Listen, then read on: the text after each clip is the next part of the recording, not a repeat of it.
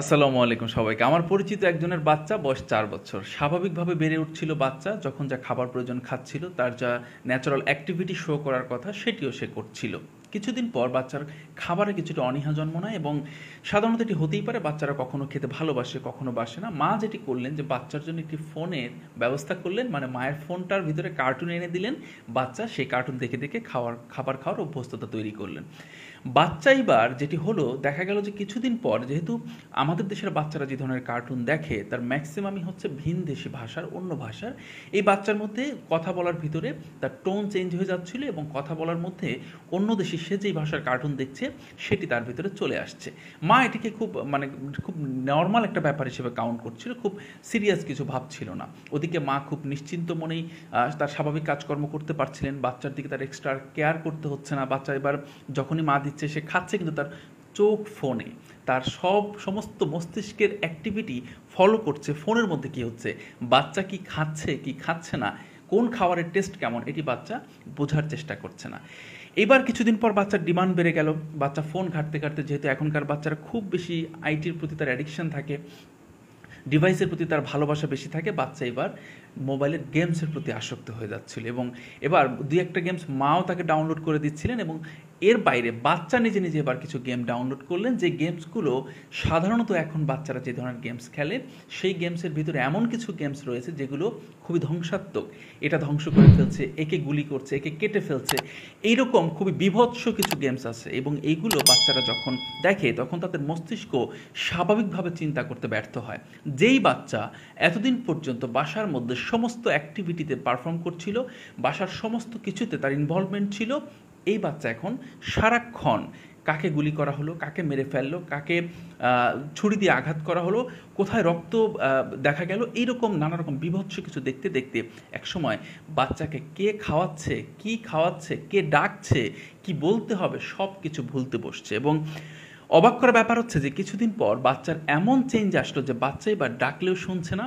কেউ যদি তাকে বলছে যে তুমি কেমন আছো, বাচ্চার উত্তর হচ্ছে তুমি কেমন আছো, মানে সে কোনো উত্তর দিচ্ছে না, সে ওই প্রশ্নটাকে রিপিট করছে। That's a disease. এবং এরপর বাবা মা খুব বেশি ওরিড হয়ে গিয়ে তাকে এই বিষয়ের একজন বিশেষজ্ঞ শরণাপন্ন হলেন। তিনি বললেন এই বাচ্চার সমস্ত পরিবর্তনের জন্য মোবাইলের ওই গেমস দায়ী। এবং আমি ইদানিংকালে এমন অনেক বাবা মায়ের সাথে কথা বলি, যখন সন্তানের খাবারের বিষয়ে আমার সাথে কথা বলেন, তারা ম্যাক্সিমাম ক্ষেত্রে যেটি বলেন যে আমার সন্তান এক জায়গায় চুপ করে বসে থাকে, কথা জিজ্ঞেস করলে বলে না। আমি জিজ্ঞেস করলাম আপনি কতক্ষণ তাকে ফোন দেন, তিনি বললেন যতক্ষণ সে আসলে খেলতে চায়, না দিলে কান্নাকাটি করে। অভ্যস্ততা আপনিই তৈরি করেছেন এবং এটি ভয়ঙ্কর। মনে রাখবেন এই জেনারেশনের সবচেয়ে বড় হুমকি হচ্ছে এই ডিভাইস এবং এই গেমসগুলো, যে গেমস বাচ্চারা ছোটবেলা থেকে যা যা দেখে বড় হওয়ার কথা ছিল, একেবারে বিভৎস কিছু চিত্র দেখতে দেখতে তারা বড় হয়। আমার মনে আছে এবং আমি যখন বড় হয়েছি, আমারও ছোট বোনদের ক্ষেত্রে, আমার প্রতিবেশীদের ক্ষেত্রে আমি যেটি দেখেছি যে যখন কেউ খেতে চাইতো না কোনো সন্তান, বিভিন্ন রকম পলিসি অ্যাপ্লাই করতো মায়েরা। সে একই প্লেটের মধ্যে বিভিন্ন রকমের লোকমা তৈরি করতো, বলতো এটা তোমার বাবার লোকমা, এটা তোমার দাদার লোকমা, এটা তোমার বোনের লোকমা, এইভাবে বলে বলে খাওয়াতো। যখন খেতে চাইতাম না মা চাঁদ দেখাতো, যখন খেতে চাইতাম না গাছপালা দেখাতো, পাখি দেখাতো, খেতে চাইতাম না নদীর ভিতরে নৌকা দেখাতো। নানা রকম বিষয় দেখতে দেখতে আমরা বড় হয়েছি। খাবার খাওয়ার অনীহাটা যদি তৈরি হতো, সেটি খুব এই ন্যাচারাল এইসব বিষয় দেখতে দেখতে সেটি চলেও যেত। মায়েরা এখন সময় বাঁচাতে গিয়ে এবং বাচ্চাদের ডিমান্ড ফুলফিল করতে গিয়ে তাকে আসলে এই ডিভাইস আসক্ত করে ফেলছেন এবং এই ডিভাইস আসক্ত করার ফলে বাচ্চা তার আসল যে প্রকৃতি সেটাকে ভুলতে বসেছে। তার মস্তিষ্কে সবসময় বিভৎস চিন্তা করছে এবং তার মস্তিষ্কের যে স্বাভাবিক বৃদ্ধি সেটি ঘটছে না। সন্তানকে সময় না দিলে সন্তানের স্বাভাবিক বৃদ্ধি কখনোই হবে না।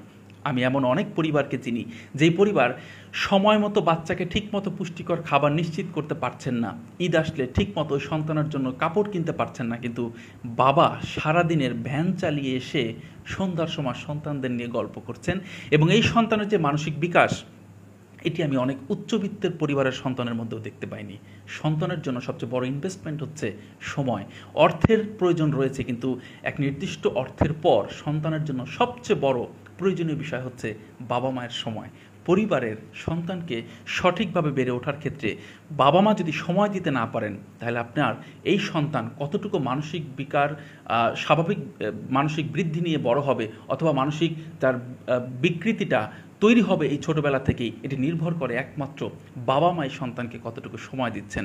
দয়া করে সন্তানকে অতিরিক্ত ডিভাইসে আসক্ত করবেন না, এমন কোনো খেলার প্রতি, এমন কোনো মোবাইলের গেমসের প্রতি আসক্ত করবেন না যেটি তার এই স্বাভাবিক বৃদ্ধিকে বিপর্যস্ত করে দেয়। ভালো থাকেন সবাই, ধন্যবাদ সবাইকে, আল্লাহ হাফেজ, আসসালামু আলাইকুম।